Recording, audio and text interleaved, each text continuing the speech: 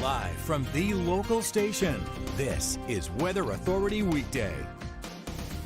Hey everyone, I'm Meteorologist Mark Collins. We're getting to you here on this Monday, where the Monday is starting out pretty nice. We are looking at a wet day, but good news is on the way, as we've got a dry day coming up for tomorrow, pretty much into Wednesday as well.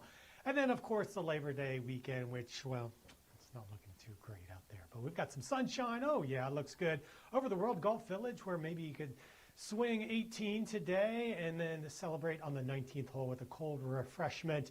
It's going to be a hot one, and you'll want to drink fluids, but hey, we've been hotter than what today's forecast is calling for, which will be in the low 90s. So we have about 10 more degrees to go before we top out, and then those storms build in. Right now, starting out here in the 80s at 10 a.m. on this Monday. We are seeing sunny skies across the area. You can see a pair of cold fronts, the first one, the weak one, and then the second one, well, that is what is going to bring in some really nice weather for Tuesday. We're talking about lower humidity tomorrow and a very dry day for most of us. But there you see showers starting to form in the Gulf of Mexico along the Nature Coast and throughout Appalachia Bay.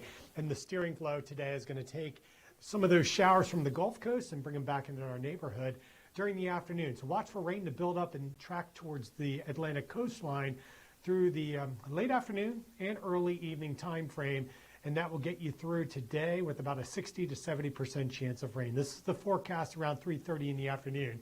You see pop-up showers and heavier rains and thunderstorms down along the I-4 corridor. But as we head into the evening, you can see how that rain picks up a bit around St. Augustine, down through Putnam County, and even up into coastal Georgia. Some of that rain will linger through about 7 o'clock before we see the wind down process as we head towards 8 o'clock. Now tonight, there is the front, unusually far south for this time of year.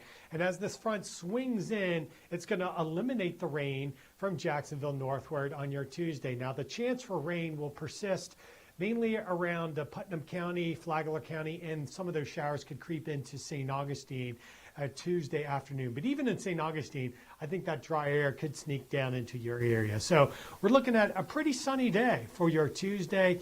And with the humidity dropping, it's going to feel good, especially in the morning hours, both Tuesday and into Wednesday morning. So the rain tomorrow is mainly going to be locked up over central Florida and points southward. So how soon do we get back into the sticky weather? Well, Wednesday is going to be a transition day, but I still think overall rain chances will be pretty low, quite diminished here for Wednesday. Now, something that you might not come across is the dew points. We always talk about relative humidity, but that can swing wildly through the afternoon. It's typically very high in the morning and then decreases during the afternoon. But the dew point is a better metric.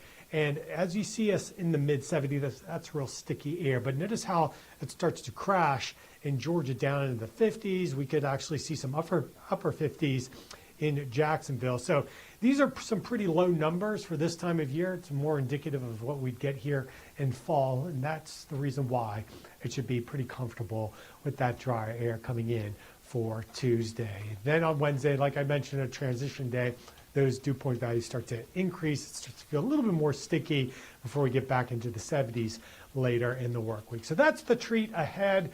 Today, though, we're still going to be dealing with the rain machine. We had some storms the past couple of days. It looks like here after 4 o'clock, you'll see those rain chances increasing to around 40 to 60%, and that should knock us back down into the 80s as those showers develop. So here's the longer term forecast now based on the Euro model. As the front sweeps on in, you can see the rain is locked up over central Florida. It pushes the bulk of the moisture to our south. Wednesday, we're really not looking at much rain, some scattered showers in coastal areas. And then as we head into Thursday, we'll start to see that moisture creeping back northward. So the question is, how quickly does it return for the Labor Day holiday? Well, if you've got some plans on Friday, we'll start to see that rain coming in from the north and encroaching from the south. So when we come at it from both sides, north and south, that's going to be here this weekend. We'll get back into those higher 70% odds of rain for Saturday, Sunday, and into Labor Day. So today we're looking at those numbers pushing into the low 90s, and it's going to be a warm day. But the good news is that we're not really concerned with any tropical development anytime soon. Now, Fernand is still out there over the open Atlantic. It's actually north of Bermuda. This, like Aaron, will never reach land. It's following that same path towards the north, up into the North Atlantic. And this system is really not expected to even reach hurricane strength. So it's weaker than Aaron for sure. And here you can see, this is the visible satellite. A couple things to point out: as the sun gets higher, it illuminates the cloud top. You see that little white spot tracking across just north of the equator. That is a sun glint. That is actually pretty slick ocean conditions, and the sun reflecting off of that. As that sun travels, as we rotate to the east, it looks like the sun is traveling to the west, but that's not a cloud. There's very few clouds out there that show any development. The one there over the Lesser Antilles, that's a tropical wave, and that is the Invest number 99. Now, what I want to show you here is this rolling through the Caribbean Sea. And there you can see in yellow, I highlighted the European model showing some of those winds that could reach 30, possibly 40 miles per hour, but it's straight line winds. There is no organized convection in this tropical wave that would lead to it developing. In fact, it's moving into a very hostile area in the Caribbean where the upper level winds are moving the opposite direction. They're flowing from the west, and that shear puts zero chance of that developing into any system. And there you see it passing well south of Jamaica through Wednesday, and then approaching Nicaragua as we head towards the end of the week. So I don't see any development with the system here. Even the GFS, which has been spinning up systems, phantom storms, notoriously here through the season, doesn't really develop that, even though it did last week. So even that model is pretty quiet. Seas will be building to around 4 to 8 feet there in the Caribbean as that tropical wave rolls through.